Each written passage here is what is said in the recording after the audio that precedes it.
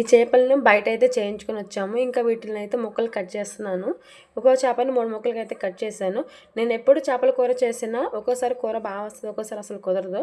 మా హస్బెండ్ ఏమో నువ్వు చేపలు సరిగ్గా తినవు కదా, అందుకని సరిగ్గా వండటం లేదంటారు.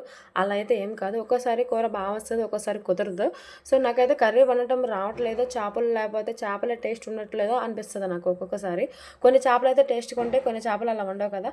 సముద్రపు చేపలు ఉంటాయి, చెరువు చేపలే ఉంటాయి. ఇవి సముద్రపు చేపలు అనుకుంటా. సో లాస్ట్ టైం నేను వండిన చేపల కర్రీలో అయితే అల్లం వెల్లుల్లి పేస్ట్ వేయడం మర్చిపోయాను. ఈసారి అయితే అన్నీ వేసాను. ఇంకా కర్రీ ఎలా ఉందో చూసేద్దాము. కర్రీ అయితే ఇంకా వండేస్తున్నాను అనమాట. ఏం చేపలంట, ఇవి ఎగురు బాగుంటాయో పులుసు బాగుంటాయో నాకు తెలీదు. నేనైతే పులుసు పెట్టాను. కొన్ని చేపలు అయితే పులుసు గాను, కొన్ని చేపలు అయితే ఎగురు బాగుంటాయి కదా.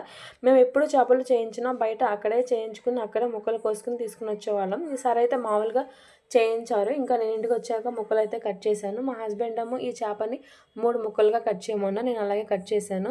సో నాకు అంతగా అనిపించలేదు సరిగ్గా కట్ అయినట్టు. ఈ చేపలు అలాగే ఉంటాయన్నారు. ఇంకా కర్రీ అయితే వండేసాను. కర్రీ అయితే బాగానే వచ్చింది. వీడియో నచ్చితే లైక్ చేయండి. Thank you. See the next video.